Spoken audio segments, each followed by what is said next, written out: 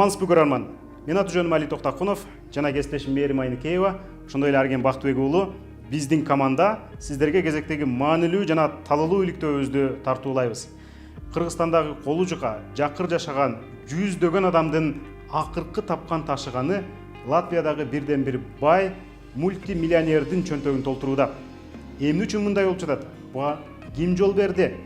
Тийиштүү органдар эмне үчүн убагында чара көргөн эмес? Мына ушул тууралуу иликтөөбүз ал тапта карыз торуна чалынып айласын таппай аткандардын нааразычылыгы күндөн күнгө күчөп баратат. Биз менен болуңуз, алдыда кенен айтып беребиз. 11 миң алганда бир айга 3794 сом кошулду. 11 миң. Сиз башында 11 миң алдыңыз, азыр канча төлөмөрсүз? Азыр 27 миңге болду да, ошо жанагы общий проценти менен. 11 миңдин үстүнө 16 миң кошулду демек. Бул 5 айдын ичинде эле ажардын мойнуна илинген карыз. Анын телефону Сомонун СМСтерине толгон. Алгачкы билдирүү 4 мартта келет.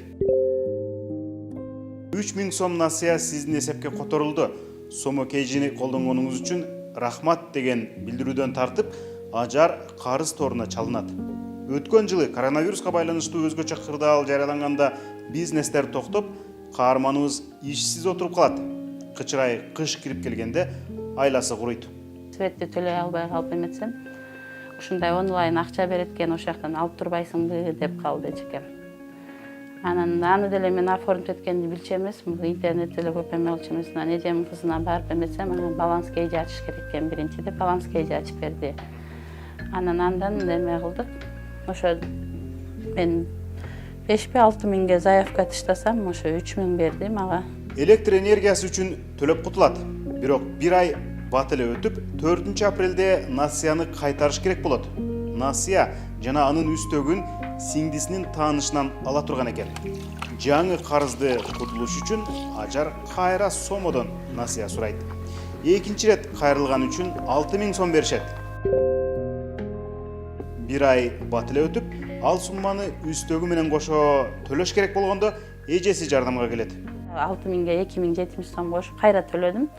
Төлөө эле кайра эжекеме ал акчасын алып бердим, потому что ал рак менен ооруйт, дары ичип туруш керек, тарысынын акчасы болчу да. Байкаганыңыздай, каарманыбыз абалдан чыгуу аргасында биринин шапкесин бирине кийгизүүдө. Эжесинин акчасын кайтарыш үчүн кайрадан Сомого кайрылып, 19 апрелде 11 миң сом алат. Ошондон соң карыздын торуна биротоло түшүп, кайтара алгыс деңгээлге жетет. 11 миңдин үстөгү 14800 чамалайт. Мынча акчаны дароо бере алмак эмес. Ошондо Сомо насыяны узартсаңыз болот деп 3 мөөнөттү сунуштайт.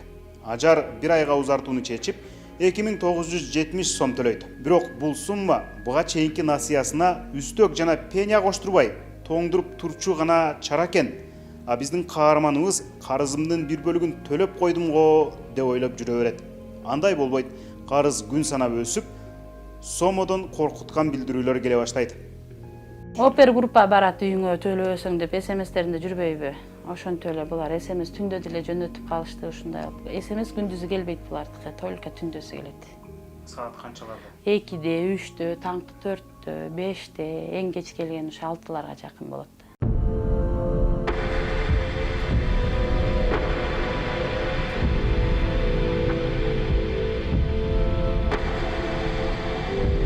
Эмнеге мынчалык баяу деп? Балким сиз бул ажарга боору ооруп же ачууңуз келе баштагандыр. Ошон үчүн анын өзү тууралуу да айта кетели. 39 жаштагы келин чиедей 3 уулун жалгыз багат. Биз барган учурда улуусун айылдагы апасыныкына жиберген экен. Күйөөсү аларды таштап кеткенине көп болгон. Бишкектин четиндеги 10 чарчы метрлик бөлмөнү ижарага алып, ошол жерде турушат. Балдарын эжесине тапшыра турат дагы, шаардын башка бир бурчундагы түнкү клубда ажар идиш чууп, түнкү нөмөттө иштейт. 10 миң сом айлыгы өзү жана 3 баласынын жалгыз кирешеси. Пособие алышпайт.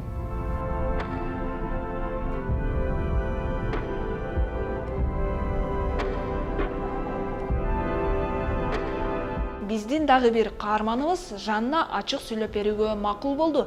Анын колунда маркум апасынын сүрөтү. Аны ажалдан арачалап калуу үчүн эмнелерди гана кылышкан жок. Мына Монтип деген мамабыз кыйналып жатты. Бул жеринен тамагы жарылып, рактык аябай жаман экен, тилдики өзгөчө башкача жаман болот экен. Эчтеке жей албай, эчтеке иче албай. Барбаган жерим эле калган жок лечениясы үчүн. Көз ачыкка да бардык, молдосуна да бардык, эчтеке тыянак болгон жок.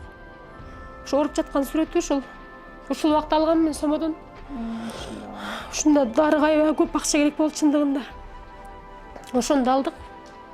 Бул да ооруп атканда мындан да хуже болуп, меле апарык болуп, аябай башкача болуп болду менен.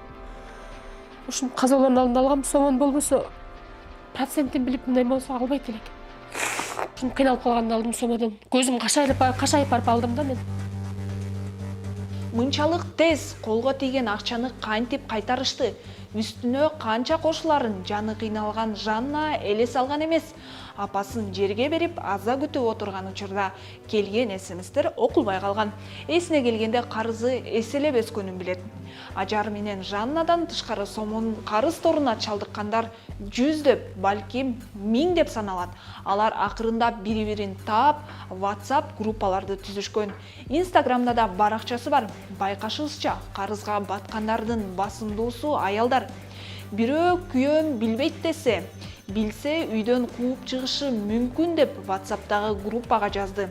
Меники да билбейт деп аны бир тобу коштоду. Сомо жабылсын срочно деген WhatsApp группада кеминде 90 адам бар. Сомонун ишмердиги, карызы кандайча өсүп кеткени, бул акча бергичтерди ким көзөмөлдөрү тууралуу кептер талкуунун өзөгү. Группага жүктөлгөн скриншоттор насыянын суммасы гана башкача болбосо, дээрлик бири-бирине окшош. Карызды доулаган СМСтер, коркутуулар буга чейин Ажардын айтканын ырастап турат.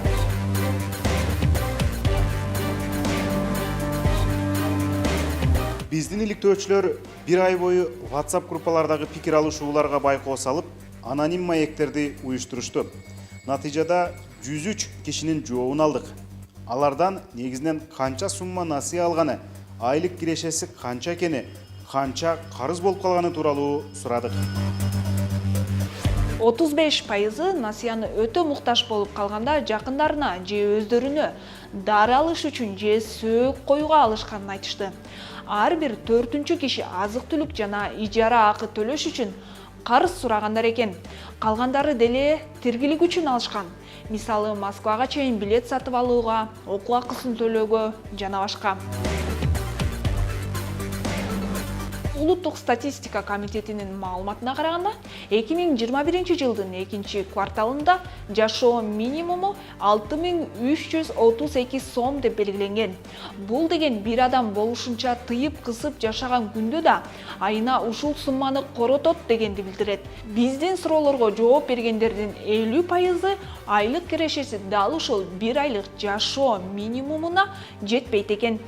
Же таптакыр киреше табышпайт. Алар студенттер, пенсионерлер же ишсиздер. Улуттук статистика комитетинин 2020 жылдагы эсеби боюнча өлкөдө орточо айлык акы 19 000 сомго жакын.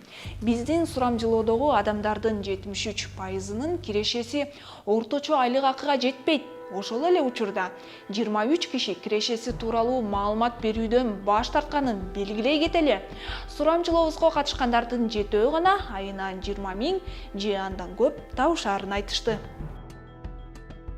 Өзүңүз байкагандай, сомодон карыз сурагандардын басымдуусу акчага өтө муктаждар, жумушсуздар же туруктуу кирешеси жок адамдар. Чукул керек болуп турганда көздү жумуп туруп кредитти ала беришкен. Ал эми кесепети качан гана карыз укмуш ылдамдык менен өсө баштаганда ошондо гана эстерине келе баштаган. Демейде банк мындай топтогу адамдарга насыя бербейт. Ал эми 18ге толгон паспорту бар ким болбосун сомодон насыя алышы мүмкүн. Муну алар кеңири жарнамалап жүрүшөт. 15 мүнөттө насыя, кредитиң болсо дагы насыя беребиз. Айлыкка чейин аванс ал деген жарнаманы балким көргөн чыгарсыз. Жасалма интеллект бизди потенциалдуу кардар деп ойлоп калдыбы? Айтор сома тууралуу интернеттен маалыматты издей баштаганыбызда биздин интернет баракчаларыбызда жарнамалары үзүлбөй чыгып жатты. Биздин кармандын бири Махабат Мырсалиева жарнама аркылуу сомону тапканын айтты. Да, мен базарда отургандан Instagram ачам, анан көп эле көзүмө илине берген да. Сома кейжи кредит алыңыз бат эле деп. Эми айрым адамдар ойлошу мүмкүн, эми алгандан кийин төлөп койбойбу депчи. чынында эле ушундай күндөр болуп калат экен, когда прям баягы акча керек болуп калганда баягы уже тигини көргөндөн мээңе калып калат экен. За 15 минут эчтекеси жок эле бат эле ала каласың депчи. Анан ошондой рекламалар күчтүү экен бирок. Шилтемени бассаңыз сайтына түшөсүз. Ал жерде 1000 сомдон 50 000 сомго чейин чакан насыя сунушталат. Аны алуу үчүн адегенде системага паспорттогу маалыматтарды киргизип, верификациядан өтүшөт. Келишимдин бүт шарттарына макулдугун билдирип, галочкаларды коюшат. Андан соң берилген сумманы банкоматтар аркылуу же сомонун кеңселеринин биринен алышат. Процент мына ошол мүнөттөн баштап кете баштайт. Система көрсөткөндөй, эгер кардар 30 күнгө 1000 сом ала турган болсо, 1495 сом кайтарып бериши керек. Ошондо үстөк акча айына 49,5% чыгууда. Ал эми жылдык үстөгү 594% айланып калат. Биздин сурамжылоого катышкандар орточо 10 000 сомдон алышкан. Эгер сома системасы менен санасак, бир айдан кийин алар 13.450 сом кайтарышы керек. Башкача айтканда, айына 34,5%. Ал эми жылына 414%. Бул пеня жана мөөнөттөрдү өткөрүп ийгендерге кошулчу проценттерди эске албагандагы сумма. Зайымчылардын көбү карызын мөөнөтүндө төлөй алышкан эмес. Ошондо ал акча күн санап өсүп турган. Ажардын карызын мисалга алсак, ага келген СМСте 26 августта 24.887 сом болчу. 27 августта андан көбүрөөк сумма карыз экени көрсөтүлгөн. Ошондой эле СМСтер 1 сентябрда, 6 сентябрда келген. 12 сентябрдагы СМСте карызы 26.290 сомго жеткени көрсөтүлгөн. Пеня жана проценттер кандай негизде эсептелет? Биз сомонун тейлөө кызматына чалдык, бирок оператор бизге так маалымат бере алган жок. Ошол 7 күндүкүн мен кантип эсептей алам да? Мен расчет кылам да, мисалы үчүнчү алдын алачы, мынча төлөйм, мынча беришим керек депчи. Ошону кандай эсептесем болот анда? Силерге го алдын ала биз зайым алуучу биле албайбы канча берерин? Жок, зайым алгандан кийин гана алып чыгат. А неге биз биле албайбыз? Система чечет айын.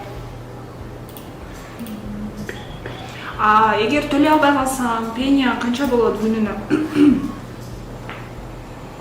Анда система чыгарат, сизге просрочка болгондой бөлүп чыгарат системачы. Жок, бул айына 25% болуп атпайбы? Анан пеня күнүнө ошондо основной сумманын канча пайызы кетет? Башка кысымдан. Силер эми билесиңер да, ошон үчүн операторсуңар да чоңуз. Биз ошон үчүн консультация алып атпайбызбы силерден?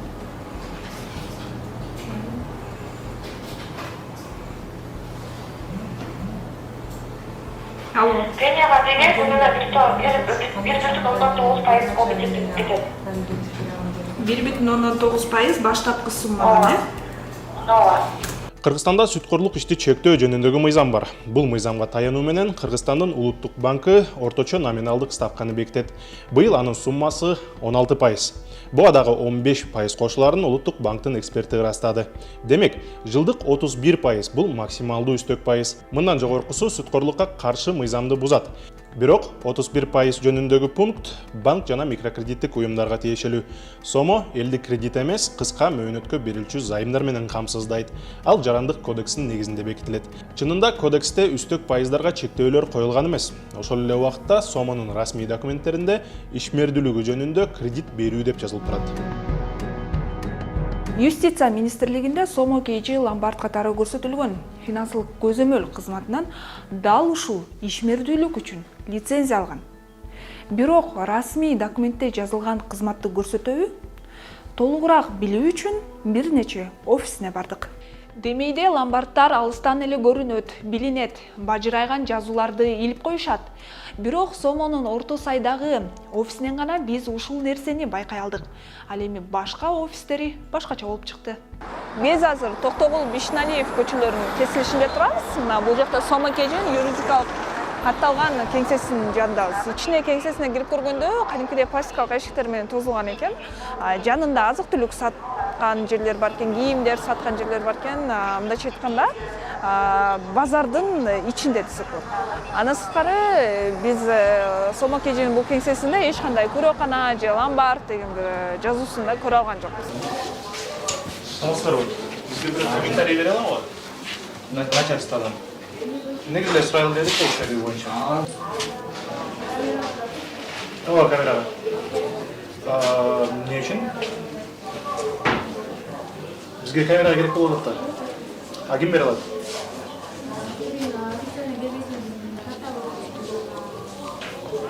Не, мүмкін назыр начальстводан бере алады? Сүреші алсақ болады? Қаша, біз күтіп тұрасыз бұл жерде.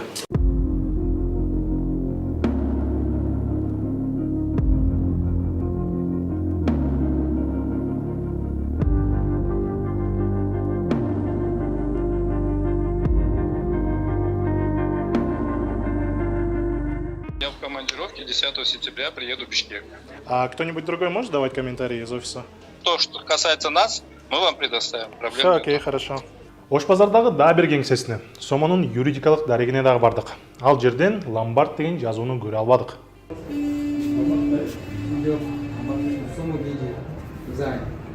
Бұл жерде ломбардтардың ряды ғой, тек жақта ломбардтар.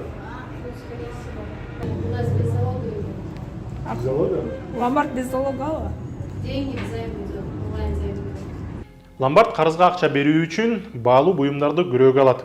Алтын шакек, сөйгөдөн тарта автауына кыймылсыз мүлккө чейин коюп жатышпайбы. Ал эми Сомо адамдардан эч бир күрөө талап кылбастан эле насыя берүүдө. Натыйжада лицензиясы жок Сомо банктардын жана микрокредиттик компаниялардын ишин кылууда. Ал эми Сомо адамдардан эч бир күрөө талап кылбастан эле займдарды берүүдө. Натыйжада ишмердүүлүгү ломбард эмес, микрокредиттик уюмдарга окшош. Бирок Сомонун насыя берүүгө лицензиясы жок. Сомо KG деген коммерциялык банк же микрофинансылык уюм катары бизден ушул каттоодон өткөн эмес, лицензия алган эмес да. Демек, юридикалык жактан алганда бизге баш ийбейт деп Улуттук банк Сомону көзөмөлдөбөйт. Ломбардтар менен иштөө финансы рыногун жөнгө салуу жана көзөмөлдөө мамлекеттик кызматында.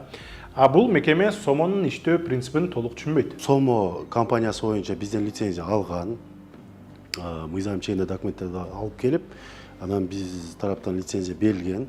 Ал жерде бизге түшкөн документтердин негизинде залог алынат. Залогто ал жерде документтер боюнча счеттогу акча,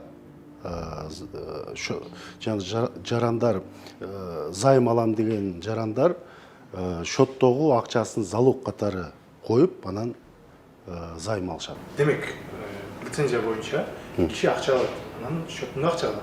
Ошол акча залог катары колдонулат. Ооба. Бирок адамдар такыр эле акчасы калбай калганда, тамак ашка калбай калганда болуп атпайбы? Ал счетту акчасы жок болот. Эми ал жерде айта албайбыз да, биз может тамак ашы жок калып алып атат, может кандайдыр бир ишке акча алып атат, анысын билбейбиз. Ар кандай максатта алынат да бул жердечи.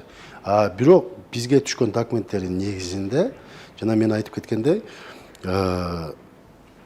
счетунда жанагы коммерциялык банктарда ачылган счетторундагы немени залогко коюп, анан ошонун негизинде гана берилет. Процентный ставкаларды койгондо ломбардтарга бир мындай нормалар барбы?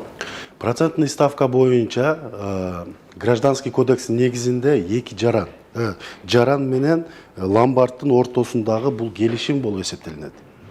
Мисалы, жаран ошол ломбард койгон процентный ставкага макул болсо, ошондо алат. Если макул болсо, ал жаран барып башка ломбардтан барып алса болот. Ошон үчүн азыр бул боюнча кандайдыр бир ограничение коюлган эмес. 100% болсо деле, эгерде макул болсо ала беришет. Эгер ломбард 100% койгонго деле укугу барбы ошо? Эми 100% деген жок да биздечи. Болбосочу. Эми 100 ограничение чектөө жок. Бүгүнкү күндө жок. Бирок 100% болгондо деле азыр бизде рыночный отношенияда 100% койсо ким бар болот? Эч ким албайт да. Ломбард ишмердүүлүгүн жөнгө салган мыйзам негизинде бир айга мисалы берилсе, займ, бир айдан кийин процентный ставка көтөрүлбөш керек деген бул боюнча четкий требования бар. Ошонун негизинде и пеня, штраф да кирип кетиши мүмкүн. Если ошондой бир жарандарга штраф, пеня салган болсо, жарандар бизге кайрылып арыз жазып кайрылса, биз жана внеплановый проверка менен чыгып текшергенге даярбыз биз. Тийиштүү мамлекеттик органдар бул маселеге олуттуу карабайт. Анын калса Сомо сыяктуу финансылык уюмдардын ишмердигин жөнгө салышпайт. Бизди бири-бирине жөнөтүп атып, акырында так жооп беришкен жок. Ал эми насыя алгандардын арыз муңу парламентке да жеткен. Быйыл май айында депутат Дастан Бекешев сессияда маселени көтөргөн эле. Есть противоречия в Гражданском кодексе, и, собственно, этим противоречием они как раз и пользуются. Национальный банк правильно гнет свою линию, но и компания тоже, видите, она пользуется вот этим противоречием, у них очень хорошие юристы.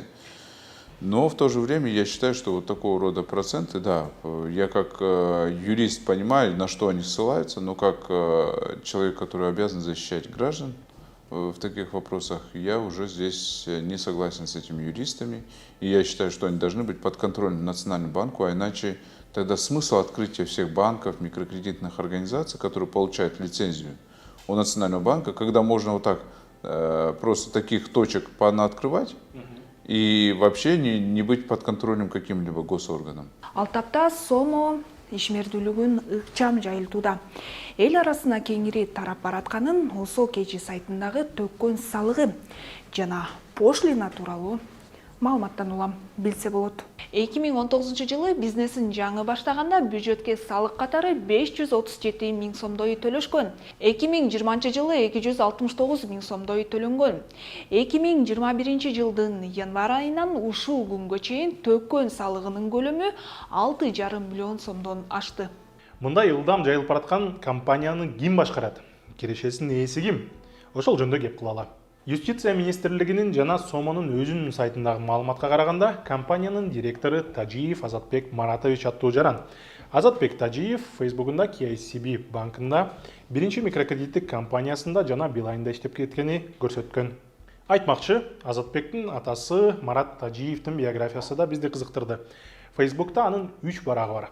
Бирөөндө улуттук банкта иштерин көрсөткөн. Бул мекемеде иштеген маалымат булагыбыз Марат Тажиев 2012-2016 жылдары улуттук банктын материалдык камсыздоо бөлүмүн башкарганын айтып берди.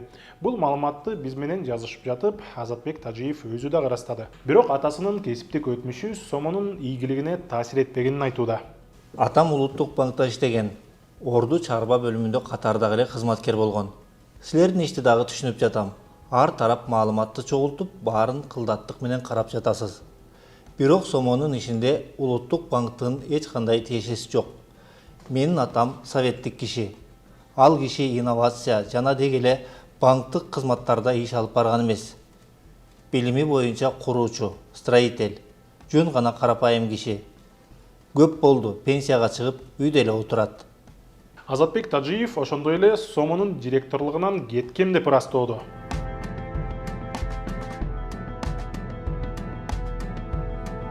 Ал эми өтө жогору коюлган насыянын үстөгү боюнча жоопкерчиликти Тажиев кайра карыз алуучулардын өздөрүнө жүктөөдө. Сомо Кечи болсо сайтта турган калькулятордогу көрсөтүлгөн акыдан башка эч акы албайт. Эл биринчи эле кадамда так жана анык түшүнүшү керек.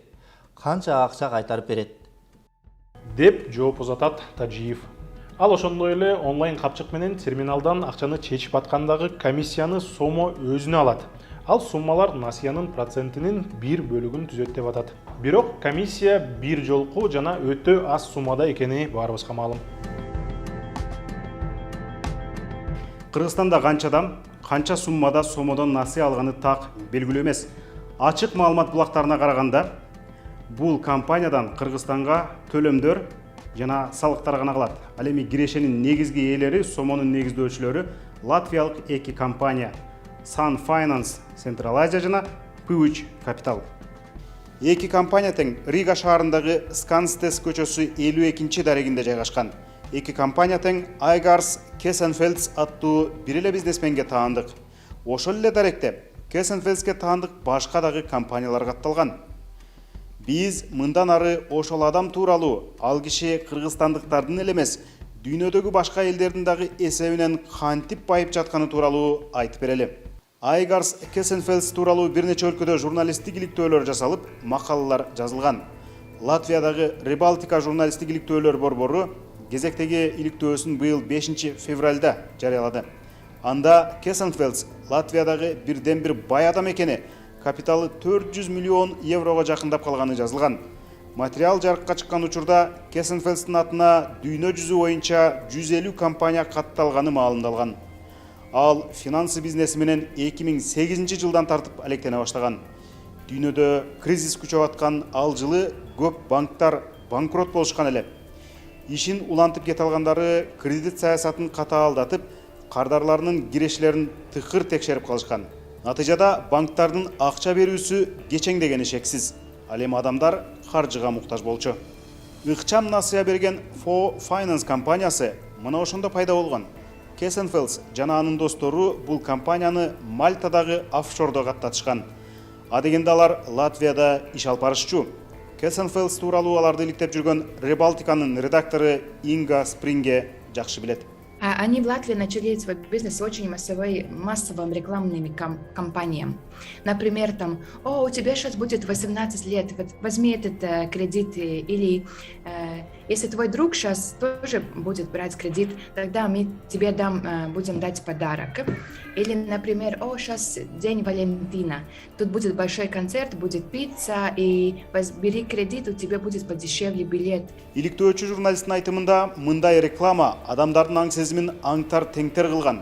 Жада калса билимдүү, тоокелчиликти талдай алгандары деле кызыктырган насыяны алууга шашышкан. Что у меня самое печальное, что люди и так и не поняли, что они... какой плохой этот бизнес, потому что мы про это писали, а люди виняют сами себя. Потому что от политиков и, не знаю, экспертов тоже все время они слышали: сам виноват, ты должен думать, надо в школе учиться математику. Но это не так. Да, это и правда, но это не вся правда, потому что эти фирмы, когда они делают эту рекламу, этот вид, как они эти рекламы делают, это обманчивый. Даже нормальный, образованный, умный человек не поймет, сколько на правде этот кредит стоит, например. Инга Спрингенин айтымында, Кесенфелстин компаниясы пиарга акчаны кабелтен коротуп, кадамын арттыра берген. Карыз алып, бирок кайтара албай, карыз кудугуна улам тереңдей берген адамдар журналисттерге кайрыла башташкан. Все время где-то 30-45% от всех, которые взяли это кредиты, они до 30-45% они все время платили. И это самое большое. Да, это главная цифра, которая показывает, что у большинства были финансовые проблемы. И как наш регулятор говорит, эти люди, у которых они не должны были дать деньги. Это указывает, что этих людей нет денег чего отдавать. Поэтому они все время платят там на следующий месяц проценты. Мына ошондо 2010 жылдан тартып Латвиянын бийлиги тескөө чараларын көргөн. За последние 10 лет у нас было 2 попытки в парламенте как-то сокращать этот бизнес, регулировать. Первый раз они сделали, запретили эти все рекламы, где ты обещаешь какие-то подарки, если ты возьмешь этот кредит. И они сказали, закон сказал, что они должны указать уже все проценты, годовые проценты, чтобы люди видели, насколько по правде стоит этот кредит. И они, по-моему, тоже сказали, что сумма, которую человек отплачивает, не может быть больше, 2 раза больше, чем эта сумма, которую человек взял. Но они все равно, этот бизнес обходил эту регуляцию. И потом сейчас, 4 года назад, по-моему, опять они сделали какие-то эти restrictions. И тогда они сказали, что сколько может продолжать максимальную цифру, там не больше, чем 2 или 3 раза они только может продвинуть этот кредит. И они запретили совсем рекламу на телевидении, на радио, но бизнес опять это обходил, потому что закон разрешает рекламировать бренд. Кесенфелс жананын достору Fo Finance компаниясын 2013 жылы орусиялык миллиардер Олег Бойкога сатышкан. Бирок убакытты текке коротпой башка компанияларды ачып, ыкчам насыя берчү бизнесин дүйнөгө жайылта башташкан. Азыр Кесенфелстин бизнеси Латвиянын өзүндө активдүү эмес. Инга Спрингенин айтымында, буга бир чети өкмөттүн чектөө чаралары таасир этсе, экинчиден өлкөдө насыясын алган адам деле калбай калган. Кессенфелдс и других парней, которые тоже такие бизнес делают, они идут в других странах, потому что у нас слишком маленький рынок, и все, которые смогли, уже взяли и попали в эту яму, или которые может платить, просто платить эти, берет и оплачивает. И сейчас еще экономика тоже получше, и банки тоже сейчас уже предлагают на нормальных процентах взять эти short-term loans. Ушул күндөрү түбү Кессенфелдске таандык компаниялар кеминде 30 өлкөдө ачылган. Кардар тартуу үчүн түрдүү ыкмаларды колдонушат. Мисалы, Африканын Кения өлкөсүндө Instagram аркылуу белгилүү адамдар жарнама уюштурушту. Алар ыкчам насыян алууга жакындарын көндүргөн тараптарга компаниянын атынан смартфон берек кылышкан. Ошентип, түбү келип Кессенфелдске такалган Zenka деген компания 7 айда 700 000 кениялык кардар топтошкон деп жазат Рибалтиканын иликтөөчүлөрү. Бул латвиялык бизнесмен постсоветтик өлкөлөрдө кеңири кулаш жайган ыкчам каржы насыясын же лизинг берген компанияларды ачышкан. Сейчас они зарабатывают в таких странах, как ваша, где люди бедные, где нет регуляции, где большой риск коррупции. Они работают и в других странах. Они, например, работают и в Скандинавии тоже. Но я думаю, у вас в таких странах, как вас, Туркменистан, Узбекистан, Армения, эти страны, где они зарабатывают очень большие деньги. Потому что люди бедные, не понимают, что они делают, и регуляция тоже, как я понимаю, очень слабая. Бирок бардык эле мамлекеттер калкынын аялуу катмары үчүн өтө тобокелдүү болгон мындай насыяларга уруксаат берип карап турушкан жок. Биринчилерден болуп Косово ишке киришкен. 2019 жылдын аяк ченинде бул өлкөнүн өкмөтү Кессенфелдске тиешелүү Monega компаниясын жапкан. Борбордук банкы мындай насыялардын түрү улуттук коопсуздукка коркунуч келтирет деп тапкан. 2020 жылдын мартында Армениянын борбордук банкы Varks компаниясынын лицензиясын жокко чыгарды. Карызы барлар эгер негизги сумманы төгө турган болсо, 2020 жылдын 1-апрелине карата төлөй элек пайыздары, ортомчулук төлөмдөрү, штрафтары жана пениялары кечилет деп билдирген Армян борбордук банкынын ликвидациялык комиссиясы. Армения бийлиги ушуну менен адамдарды карыз торунан куткарып кетти. Ал эми Кыргызстанда бир нече депутат бул бизнести жөнгө салуу үчүн жарандык кодекске өзгөртүү иштеп чыгышты. Но сейчас еще появится одно правовое основание. Мы приняли 28 июля поправки в Гражданский кодекс. И по этим поправкам теперь, согласно этих поправок, если президент подпишет их, то эти компании обязаны будут взять лицензию у Национального банка, и, соответственно, они будут регулироваться законом о ростовщичестве.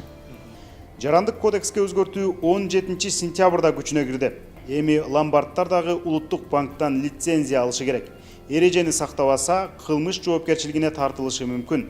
Бирок буга чейин карыз алып, төлөй албай мукурап тургандардын маселеси кандайча чечилери дагы деле белгисиз. Өкмөттүк чектөөлөр азгырыктуу насыялары менен дүйнөнү каптап бараткан Айгарс Кессенфелдсти токтото алабы? Айтыш кыйын. Аз мурда Рибалтиканын иликтөөчүлөрүнө анын мурдагы бизнес өнөктөшү маек курган. Эгерде Латвияда миллиардер боло алчу адам бар болсо, анда Кессенфелдс деген бизнесмен. Ошол эле учурда Айгарс Кессенфелдсти Кыргызстандын жаңы конушунда жашаган, карыздын торунан чыга албай аткан жалгызбой аял ойлондурабы? Же билбестиктин айынан мойнуна каржылык жүктү илип алган кениялык жаш жигитчи? Рибалтикага жазган жообунда Кессенфелдс элдин бир бөлүгү ыкчам насыялардын айынан сызга отуруп калган үчүн өзүн күнөөлүү сезбей турганын билдирген. Башка тармактарда деле продукциясы туура эмес колдонулуп, терс натыйжага алып келген учурлар бар эмеспи деп жазат Кессенфелдс. Карызга баткан көп адамдын арызын уккан латвиялык кесиптешибиз азгырыктуу ыкчам насыянын ыраатына караганда кесепетти көп дейт. Я хочу бы сказать, что в большой части таких, которые берут этот кредит, да, они разрушают жизнь, они не могут больше выйти из этого карусели. Буга биздин каарман Ажар айкын мисал. 3 уулун жалгыз баккан келин карызын жабуу үчүн кредит алдырганы апасына барган. Бирок айылдагы апасы дагы ооруп төшөктө жаткандыктан ооз ача албай кайра кайтып келген. Азыр таптакыр айласы кетип турган учуру.